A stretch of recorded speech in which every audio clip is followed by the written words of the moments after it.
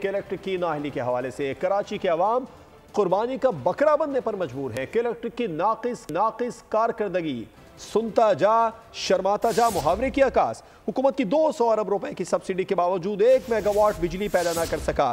कम share holders वाले Karachi electric में इंतजामी उमूर पर काबिज हैं। अलजमी ग्रुप के पास के इलेक्ट्रिक के सिर्फ 9% शेयर्स हैं। इस ग्रुप ने 2009 में इंतजामी उमूर अपनी नाअहली की वजह से अबराज ग्रुप के हवाले किए हैं। दिवालिया होने पर अबराज ग्रुप ने इंतजामी उमूर अदा करने से इनकार किया है।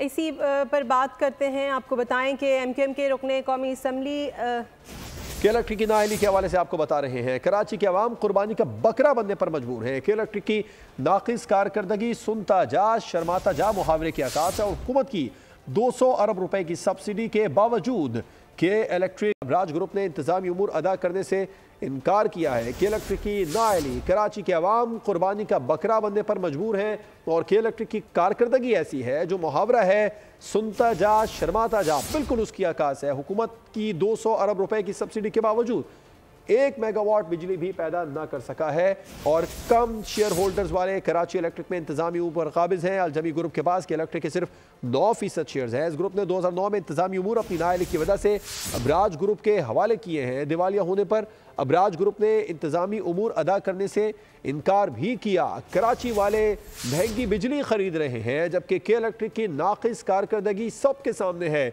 कराची के अवाम को कुर्बानी का बकरा बना दिया गया है। और के इलेक्ट्रिक की नाकिस कारकर्दगी, हुकूमत 200 अरब रुपए की सब्सिडी देती है, उसके बावजूद 1 मेगावाट बिजली भी पैदा ना कर सकी। कम शेयर होल्डर्स वाले कराची इलेक्ट्रिक में इंतजामी उमूर पर काबिज हैं। अलजमी ग्रुप के पास के इलेक्ट्रिक के सिर्फ 9% शेयर्स हैं। और इस ग्रुप ने 2009 में इंतजामी उमूर अपनी नाअहली की वजह से अबराज ग्रुप के हवाले किए थे। दिवालिया होने पर अबराज ग्रुप ने इंतजामी उमूर अदा करने से इनकार किया है। के इलेक्ट्रिक की जो नाअहली है, कराची वाले बिजली को तरस गए हैं और बिजली तो आती नहीं है, भारी भरकम बिल ज़रूर आ जाते हैं। के इलेक्ट्रिक बिजली के मसाइल को हल करने में बुरी तरह से नाकाम हो चुका है। उसकी बड़ी वजह यह सामने आ रही है कि जो कम शेयर होल्डर्स हैं वो के इलेक्ट्रिक पर काबिज हैं, के इलेक्ट्रिक के इंतजामी उमूर पर काबिज हैं। और इसी नाअहली की वजह से 200 अरब रुपए की सब्सिडी सालाना हुकूमत को देनी पड़ रही है। 200 अरब रुपए की सब्सिडी के बावजूद 1 मेगावाट बिजली भी पैदा ना कर सकी है के इलेक्ट्रिक। इसी मामले पर बात करेंगे। MQM के रुकने कौमी असम्बली हसन साबिर साहब हमारे साथ मौजूद है। हसन साबिर साहब, बहुत शुक्रिया अपना कीमती वक्त बोल न्यूज़ को देने के लिए।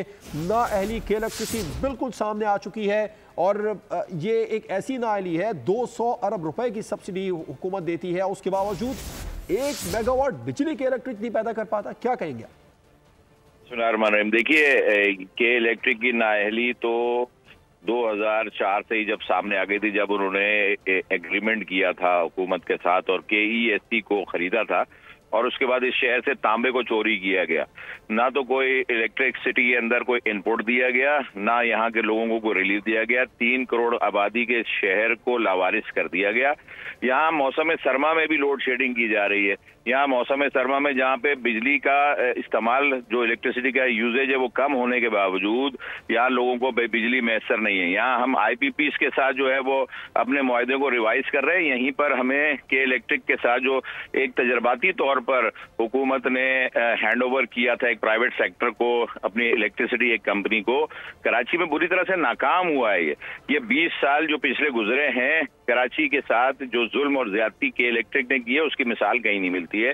यहाँ ओवर एंड एक्सेस बिलिंग का मसला है। यहाँ पर लोगों के साथ जो बिजली की मद में इजाफी सरचार्जेस लिए जाते हैं, तमाम एक्स्ट्रा चार्ज। यहाँ तो जुल्म ये भी हो रहा है कि जो KMC के चार्जेस है वो भी के इलेक्ट्रिक के जरिए वसूल किए जा रहे हैं। यहाँ TV की लाइसेंस फीस जो है वो बिजली के बिलों के अंदर लग के आती है। मसाजिद को भी TV का लाइसेंस फीस जो है वो इशू की जाती है। ये इतना नाअहल इदारा है जिसके एग्रीमेंट्स को रिव्यू करने की इंतहाई जरूरत है।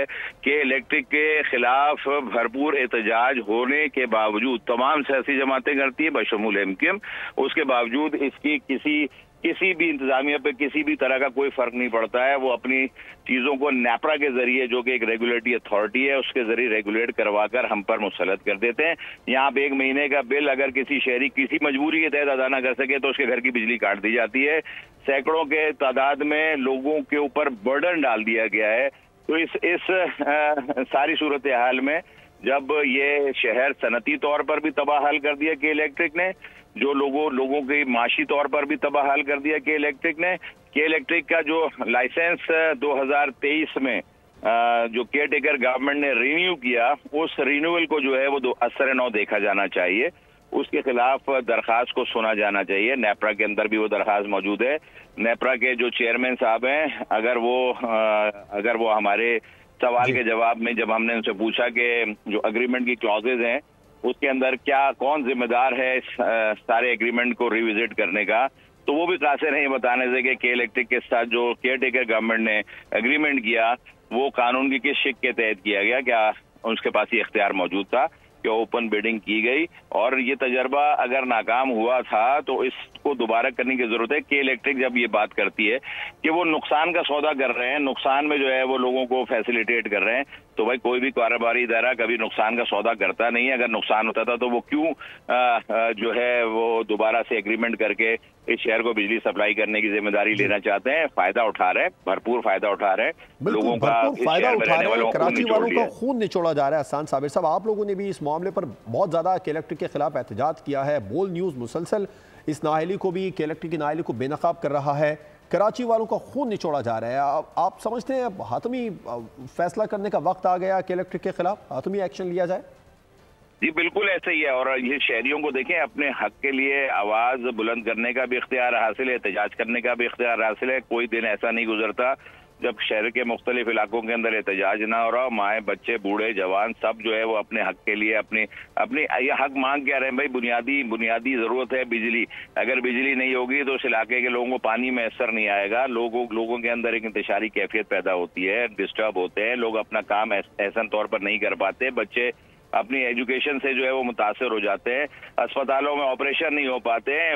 उसका मुतबादिल लोगों के पास अगर मौजूद है तो वो जो उसका ईंधन है, जो अगर जनरेटर चलाना है, सोलर के ऊपर जाना है, उसके अखराजात कौन उठाएगा? कि ये महंगाई का दौर है। और के इलेक्ट्रिक जो है वो आपने बिल्कुल सही वर्ड यूज किया था कि खून निचोड़ चुकी है।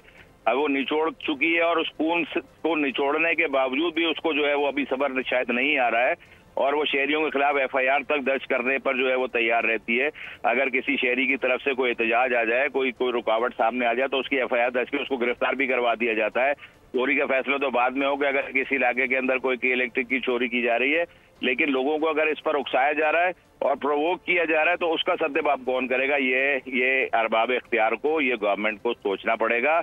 ये पावर डिवीजन को जो है वो फैसला करना पड़ेगा कि IPPs के साथ साथ के इलेक्ट्रिक के ऊपर भी बातचीत और बहस होनी चाहिए, असेंबली के अंदर होनी चाहिए, और इसका भी एक फैसला होना चाहिए और इसका एक देरपा हल निकाला जाना चाहिए। बिल्कुल देरपा हल निकाला जाना चाहिए। हसन साबिर साहब, 200 अरब रुपए की सब्सिडी तो नाअहली के इलेक्ट्रिक की, इसकी वजह से हुकूमत को देना पड़ती है। 200 अरब रुपए सालाना बचाए जा सकते हैं। ऐसे वक्त में तो वैसे ही मुल्क मुआशी सूरत हाल का सामना कर रहा है। देखिए, नेशनल ग्रिड के अंदर के इलेक्ट्रिक का कोई कंट्रीब्यूशन नहीं है। नेशनल ग्रिड से के इलेक्ट्रिक बिजली हासिल कर रहा है, और ना सिर्फ नेशनल ग्रिड से। अब आप देखेंगे शहर के अंदर शायद 20% ऐसे इलाके हैं जिसके अंदर सोलर एनर्जी के ऊपर मुंतकिल हो गए और उनको भी परेशान किया जाता है। अगर कोई सोलर के ऊपर आज के इलेक्ट्रिक को आप एप्लीकेशन दे दें तो वो 6 महीने से पहले उसको ग्रांट नहीं करते, ई-मीटर नहीं करते, उसकी बिजली खरीदने पर भी तैयार नहीं है। ना सिर्फ ये कि वो खुद को प्रोडक्शन नहीं कर रहे बिजली की के इलेक्ट्रिक, बल्कि जो लोग प्रोड्यूस करके अपने नेशनल ग्रिड के अंदर देना चाहते हैं वो भी लेने के लिए तैयार नहीं है।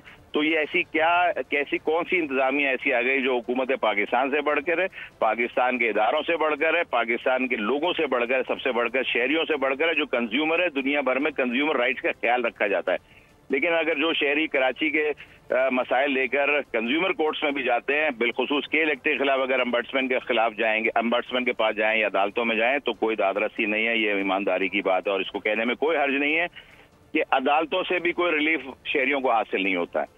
तो इंतहाई जरूरी है कि इसके अंदर जो है ऑनरेबल चीफ जस्टिस साहब भी कोई हुक्म सादिर फरमाए और इसके अंदर कराची के शहरियों को इसके इलेक्ट्रिक के जुल्म और सितम से निजात दिलाएं। और इस पर आप क्या कहेंगे? के इलेक्ट्रिक की जो नाअहली है, 1 मेगावाट बिजली भी पैदा नहीं कर पा रहा, 200 अरब रुपए की सब्सिडी लेने के बावजूद। उसकी वजह ये सामने आ रही है कि सिर्फ 9% शेयर वाला अल-जमी ग्रुप के इलेक्ट्रिक के इंतजामी उमूर पर काबिज है, जिसके शेयर्स इतने कम हैं, और इस तरह के जो सफ़ेद हाथी हैं जो इस के इलेक्ट्रिक, उनको मौका भी दे रहा है भरपूर अल-जमी ग्रुप को 9% इंतजामी शेयर के बावजूद।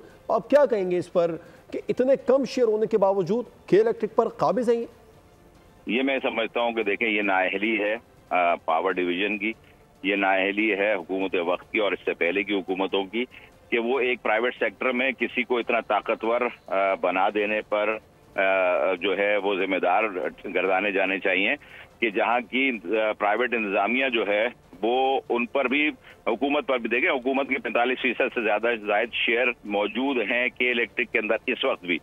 जहाँ हुकूमत अपने शेयर होल्ड कर सकती है, जहां अपनी बात के लिए अपने लोगों को वहां पर बोर्ड के अंदर तैनात करती है, तो वो क्यों नहीं मेंबर जो है वो इस बात के ऊपर इसरार करते कि के इलेक्ट्रिक जो कि एक ऐसा इदारा है जिसने कराची के पूरे सिस्टम को, सबसे बढ़ के सनती सिस्टम को, उसके सारे शहरी निज़ाम को अगर खराब और तबाह बर्बाद किया है, तो उसको रिविजिट क्यों नहीं किया जा रहा है। एमक्यूएम मुसलसल ये बात कर रही है कि जो एग्रीमेंट 2023 के अंदर हुकूमत वक्त ने के इलेक्ट्रिक के साथ किया है उसको मंजर आम पर लाया जाए, मीडिया पर उसको दिखाया जाए और बताया जाए कि पिछली कारकर्दगी क्या ऐसी के इलेक्ट्रिक ने की है कि उसको दोबारा से ये टेंडर दिया गया, ये एग्रीमेंट साइन किया गया कि वो यही जो है वो कराची को जो है वो इलेक्ट्रिक देने के पाबंद ठहराए गए। बिल्कुल, मीडिया पर लाया जाए। बोल न्यूज़ तो इस हवाले से अपनी जिम्मेदारियां आसान साहब पूरी कर रहा है। 2019 से ये जो अलजमी ग्रुप है ये काबिज है 9% शेयर होने के बावजूद, और 2019 से अगर 2025 अब शुरू हो चुका है, इस पर लगाएं तो हम 6 सालों में 1200 अरब रुपए सब्सिडी की मद में दिए जा चुके हैं, जो सिर्फ नाअहली की वजह से दिए हैं। आप नहीं समझते इन 1200 अरब रुपए का हिसाब भी लिया जाना चाहिए? जी बिल्कुल लिया जाना चाहिए, और अगर हुकूमत ये हिसाब नहीं मांगती है, नहीं लेती है, तो एमक्यूएम और इस शहर में रहने वाले हर शहरी की जानिब से हमारा ये मुतालबा, हमारा एहतजाज जारी रहेगा कि न सिर्फ इन 1200 अरब रुपए का हिसाब दिया जाए, बल्कि ये जो अवाम की जेब से नाजायज पैसे के इलेक्ट्रिक ने हासिल किए हैं, जो कमाए हैं अपने नाजायज मुनाफे की सूरत में, वो भी अवाम को वापस दिया और उनकी भी ऑडिट, प्रॉपर ऑडिट जो है वो मीडिया के सामने रखी जाए। दूसरी बात यह है कि जब 1800 अरब रुपए से जायद आईपीपीस की मद में दिया जाते हैं, वो रिपोर्ट भी सामने लाई जाए। उन रिपोर्ट्स के तनाजुर में, के इलेक्ट्रिक के इन फंड्स के तनाजुर में और अवाम की जेब से जो पैसा निकाला गया उसके तनाजुर में भी बात की जानी चाहिए और तमाम चीजें मंजर आम पर लानी चाहिए और बोल न्यूज के जरिए लानी चाहिए। तमाम चीजें मंजर आम पर लानी चाहिए। एहसान साबिर साहब बहुत शुक्रिया, रुकने कौमी असम्बली एमक्यूएम हमारे साथ मौजूद अपने ख्यालात का इजहार कर रहे थे। सब्सक्राइब करें और बेल दबाएं ताकि कोई खबर रह न जाए।